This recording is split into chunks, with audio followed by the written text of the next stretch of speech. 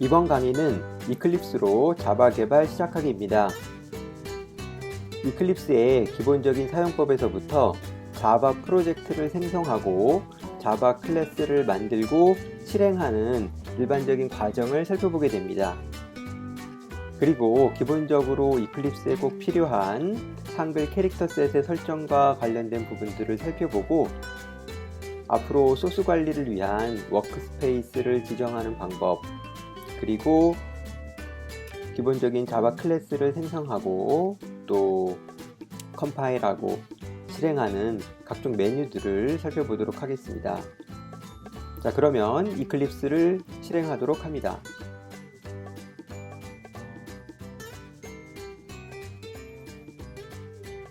네, 먼저 이클립스를 실행하고 나면 이렇게 워크스페이스를 선택하는 화면이 나옵니다. 자, 이 워크스페이스는 지난 이클립스 설치 강좌에서 지정한 것처럼 C 드라이브의 DEV 폴더 밑에 워크스페이스라는 폴더를 사용하고 있습니다. 이 폴더는 이클립스에서 제시하는 기본 폴더를 사용을 해도 되고 그 이외에 여러분들이 원하는 폴더를 지정을 할 수도 있습니다. 자, 다만 여러분들이 일관된 폴더를 사용을 해야 되고 또 여기에 있는 것처럼 대소문자를 구분했을 때 이 대소문자를 반드시 준용할 수 있도록 합니다. 자, 워크스페이스를 선택했다면 런치 버튼을 누르면 되고요. 이 체크박스를 선택하게 되면은 이 화면을 다시 묻지 않습니다. 이 화면이 다시 나오지 않습니다. 매번 실행할 때마다. 그러나 이제 앞으로 스터디를 하다 보면은 여러분들이 필요에 따라서 워크스페이스를 바꿔가면서 사용을 하는 경우가 있기 때문에 이 부분은 굳이 체크를 하지 않도록 합니다.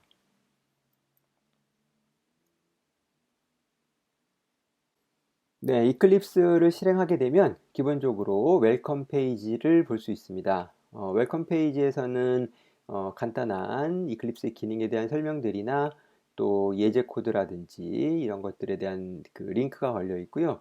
또 왼쪽에는 뭐 프로젝트를 시작하기 위한 각종 메뉴들이 있습니다. 그래서 이 페이지는 사실 굳이 뭐 매번 볼 필요는 없고요. 오른쪽에 있는 워크벤치 버튼을 눌러서 메인 워크벤치로 들어오도록 합니다. 자, 지금 보이는 화면이 기본 이클립스 화면인데요. 이클립스를 구성하는 이렇게 조각 화면들, 이렇게 작은 조각의 화면들을 우리가 뷰라고 얘기를 합니다. 뷰라고. 이러한 뷰들은 위치를 옮길 수 있습니다. 이렇게 원하는 위치로 옮길 수도 있고 또 필요가 없으면 닫아도 됩니다. 그리고 여러분들의 화면과 지금 강의에서 보이는 화면의 구성이 약간 다를 수 있습니다. 자, 원래는 뷰가 이 오른쪽에도 일부 있는데요. 필요 없으면 닫아줘도 되고 그렇습니다. 그래서 이렇게 조각 화면들을 뷰라고 하고 가운데 영역은 이제 소스 코드 편집기가 위치하는 영역입니다. 자, 굉장히 많은 뷰가 있고요. 그 다음에 오른쪽 상단에 보면 퍼스펙티브라고 하는 것들이 있습니다. 이런 애들은 전부 다 퍼스펙티브인데요.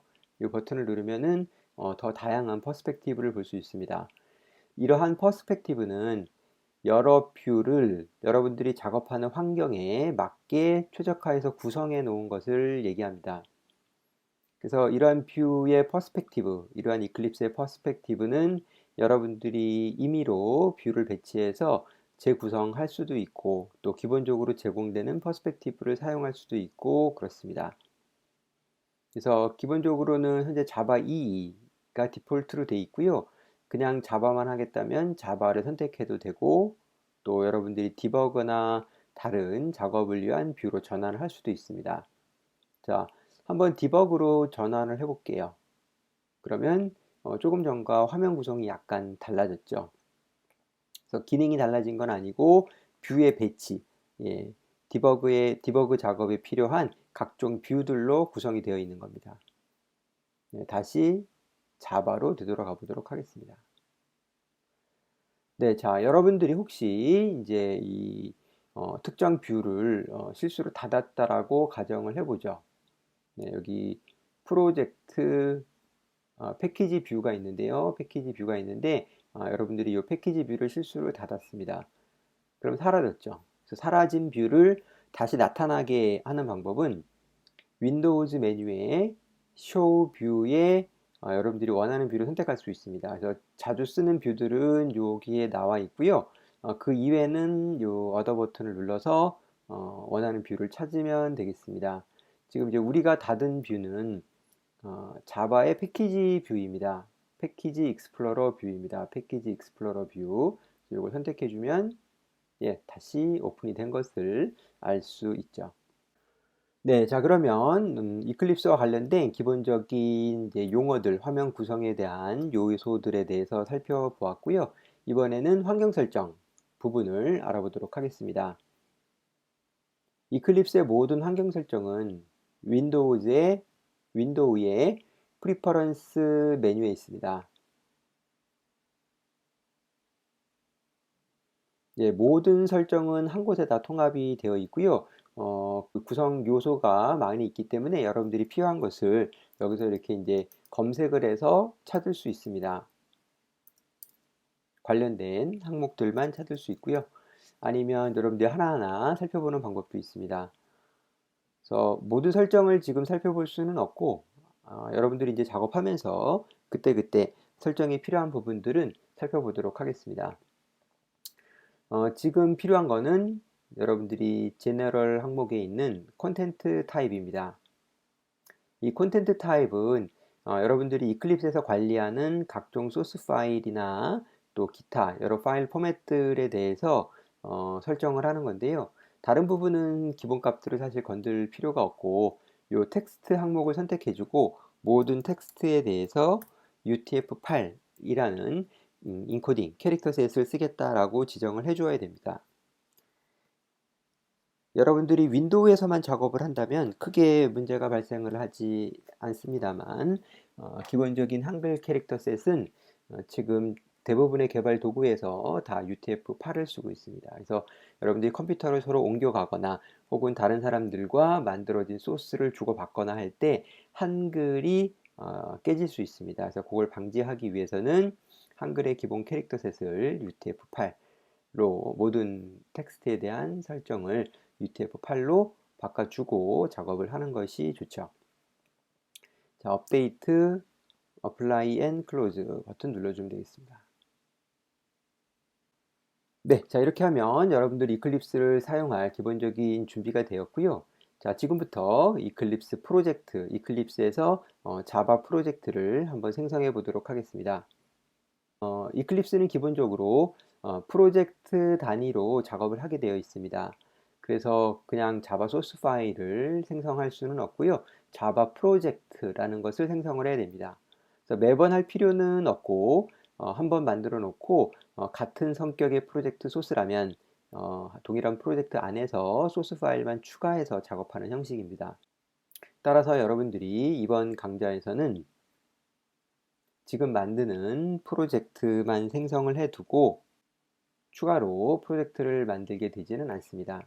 그래서 이번에 생성된 프로젝트를 이번 강좌 끝까지 계속 사용하게 됩니다.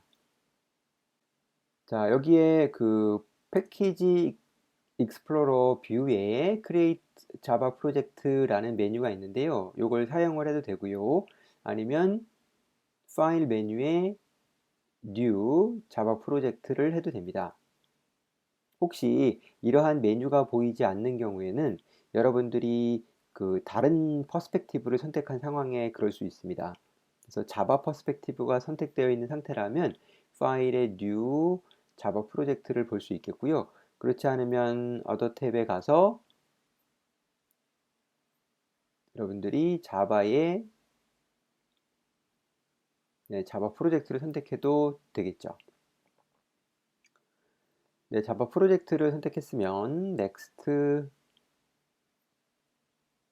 자, 그리고 프로젝트의 이름을 입력해야 됩니다. 프로젝트 이름은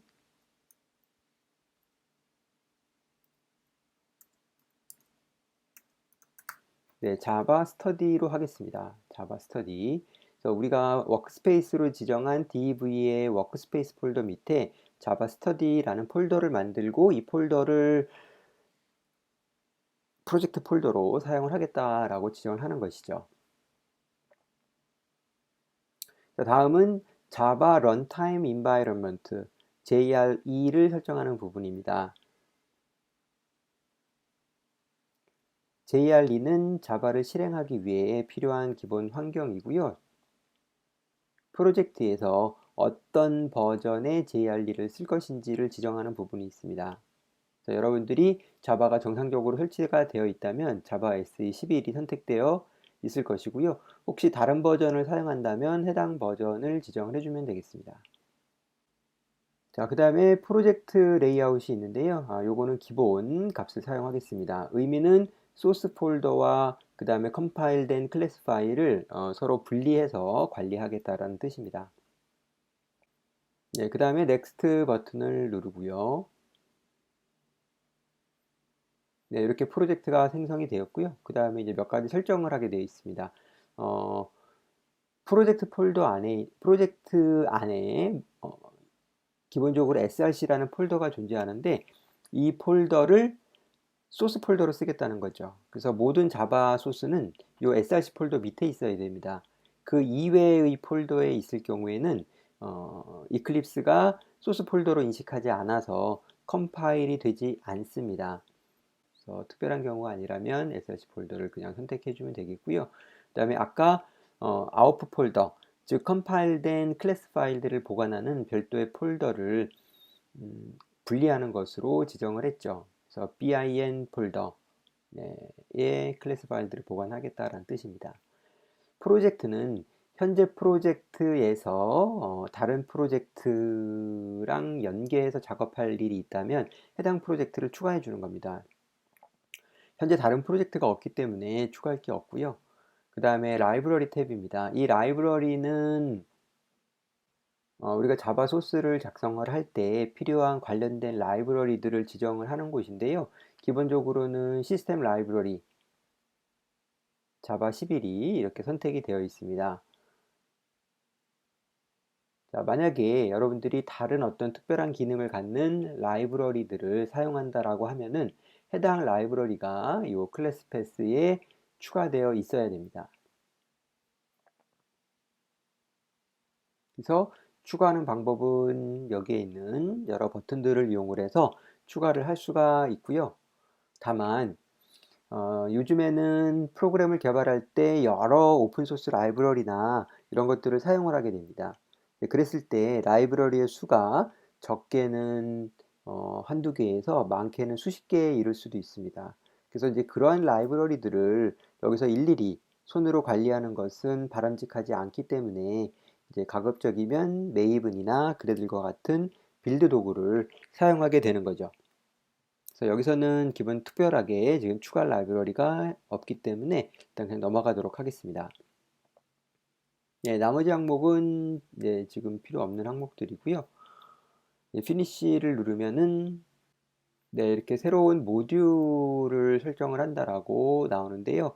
모듈을 여기서는 여러 모듈로 프로젝트를 생성할 것이 아니기 때문에 생성하지 않도록 하겠습니다. 네, 그러면 여기 이제 그 자바 11 라이브러리가 있고 src 폴더가 있죠. 자, 그래서 앞으로 여러분들이 소스 작업을 할 때는 프로그램 개발 작업을 할 때는 src 폴더에다가 자바 코드를 작성을 하게 되죠. 자, 먼저 src 폴더에서 오른쪽 마우스를 눌러서 New 클래스를 선택해 주도록 합니다. 네, 자바 코드를 작성할 때 자바 파일을 만드는 것이 아니라 클래스를 생성을 하는 겁니다. 그리고 이제 이 클래스의 소스 코드 확장자가 이제 자바가 되는 것이죠. 그래서 자바 파일 만들기 같은 메뉴는 없습니다. 클래스를 생성하는 거고요. 자, 그 다음에 패키지명이 있습니다. 패키지명. 자, 이 패키지명은 자바 소스들을 묶음으로 관리하기 위한 일종의 그 폴더라고 생각을 하면 됩니다. 근데 이제 이 폴더가 폴더 속에 또 다른 폴더, 폴더 속에 또 다른 폴더와 같은 형식으로 트리 구조로 되어 있습니다. 그래서 이러한 패키지를 사용하는 이유는 여러분들이 만드는 클래스들이 서로 중복이 되지 않고 또 공유할 때 섞이지 않도록 하기 위해 사용을 하는 것입니다. 그래서 관리의 효율성을 위해서 사용을 하는 것이고요. 나중에 다시 배우도록 하겠습니다. 그래서 패키지는 전 세계 회사들이나 또 개인들이나 작업을 할 때 서로 중복이 되지 않도록 도메인을 거꾸로 해서 만드는 방법을 사용을 합니다. 그래서 그런 방법을 사용한다는 것만 지금 기억을 해두고요. 우리가 앞으로 객체지향 프로그래밍을 배우는 과정에서 패키지에 대해서도 좀 더 자세히 배우도록 하겠습니다. 자, 지금은 패키지명을 직접 지정을 해줘야 되는데요. 앞으로 만들게 되는 소스 코드들은 기본적으로 동일한 패키지를 사용을 하게 될 것입니다. 패키지명은 com.dinfree.java.part1 이라는 패키지를 사용하도록 하겠습니다. 프로젝트 아래에 어느 정도의 작업 단위별로 패키지가 생성될 수 있도록 해야 됩니다. 소스 파일 하나마다 다른 패키지를 만드는 것이 아니고요. 본 강좌에서는 앞으로 계속 동일한 패키지명을 사용할 것입니다. 자, 클래스 이름은 HLLO WRLD 헬로 월드라고 작성을 하죠. 네, 자, 클래스 이름의 대소문자를 반드시 구분해서 사용을 합니다. 그래서 클래스 이름을 작성할 때 일반적으로 첫 글자를 반드시 대문자로 하도록 되어 있습니다. 만약에 이제 소문자로 해도 상관은 없어요. 에러가 나는 것은 아니지만 여기 이렇게 경고 표시가 나타나고 첫 글자를 가급적이면 대문자로 해줘라 라는 표시가 나타나죠. 그래서 일반적으로 클래스 이름의 첫 글자는 대문자로 하고요. 2개 이상의 단어로 이루어진 이름을 쓸 때에는 각각의 단어의 첫 글자를 대문자로 하는 파스칼 케이스를 사용을 합니다. 자, 그 다음에 modifier라는 것이 있습니다. 이제 우리말로 수정자 혹은 변경자라고 얘기를 하는데요. 이런 modifier에는 접근과 관련된 부분이 있고요. 또 일반적으로 사용하는 특수한 성격을 부여하는 modifier가 있습니다. 그래서 이 부분도 앞으로 배우도록 하겠습니다. 지금은 이제 기본 값을 사용을 하고요. 슈퍼 클래스는 클래스의 상속 관계를 지정하는 부분입니다. 그래서 현재 만드는 헬로 월드 클래스가 java.len.object를 상속받겠다라는 겁니다. 요거는 기본 값이고요. 우리가 코드상에 명시하지 않아도 모든 자바 클래스는 오브젝트 클래스를 상속받아 구현하게 되어 있습니다. 그래서 이거는 고치면 안 되고요. 만약에 여러분들이 오브젝트 클래스가 아닌 다른 클래스를 상속받아서 구현한다고 하면은 그 클래스를 여기다가 지정을 해주면 되겠습니다. 자, 그리고 인터페이스가 있습니다. 인터페이스는 여러분들이 어떤 클래스를 구현할 때 좀 더 추상적 개념에서 좀 설계의 관점에서 구현된 틀을 얘기합니다. 그래서 인터페이스로 정의된 구조는 바로 사용할 수가 없고 인터페이스를 임플리먼트, 즉 구현해서 사용을 해야 됩니다. 그래서 인터페이스를 구현하는 클래스로 우리가 생성하겠다고 하면 해당 인터페이스를 여기서 지정을 해줘야 되는 것이죠. 자, 이제 이 부분도 나중 객체지향 프로그램 배우면서 인터페이스를 배울 때 다시 살펴보겠습니다. 지금은 다 필요 없고요. 자, 이제 이 부분은 체크를 해줍니다. 어떤 메서드 부분을 우리가 자동 생성할 것이냐라는 부분입니다. 그래서 inherited abstract method라는 게 체크되어 있습니다. 요거는 상속받은 메서드들을 자동으로 구현할 수 있도록 코드 블럭을 만들어 주겠다는 건데요. 뭐 지금은 특별히 abstract 메서드를 구현할 게 없기 때문에 필요는 없습니다. 자동 선택되어 있으니까 뭐 그냥 둬도 상관없고요. 그 다음에 요거는 선택하죠. public static void main 프로그램을 실행하기 위해서 필요한 메인 메서드를 자동 생성하는 옵션입니다. 물론 뭐 우리가 직접 코드를 작성을 해도 되고요. 이렇게 해주면 자동으로 생성해 줍니다. 앞으로 프로그램을 만들게 되면 대부분의 경우에는 메인을 만들지 않습니다. 그렇지만 우리가 이제 스터디를 하는 경우에는 처음 자바를 배우는 경우에는 간단한 문법 같은 것들을 테스트를 그때그때 해야 되기 때문에 메인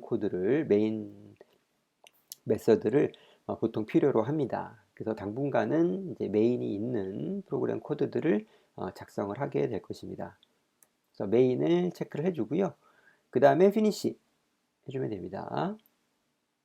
자, 그러면 패키지가 이렇게 자동으로 코드가 생성이 되었고요. 그 다음에 클래스 부가 선언이 되었습니다. public class hello world, 그 다음에 public static void 메인 메서드가 생성이 되었고요. 메인 메서드는 반드시 문자열, 배열로 된 인자를 가져야 됩니다.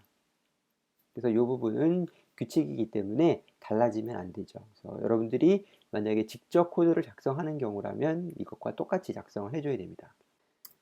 자, 프로그램의 동작을 확인하기 위해서 메인 부분에 시스템 네, 하면은 코드 자동 완성 기능이 동작을 합니다. 그래서 5를 치게 되면 아웃이 나오죠. 아웃 print ln, 그렇죠? 엔터를 치고, 자, 이 부분에다가 출력할 메시지를 입력하면 됩니다.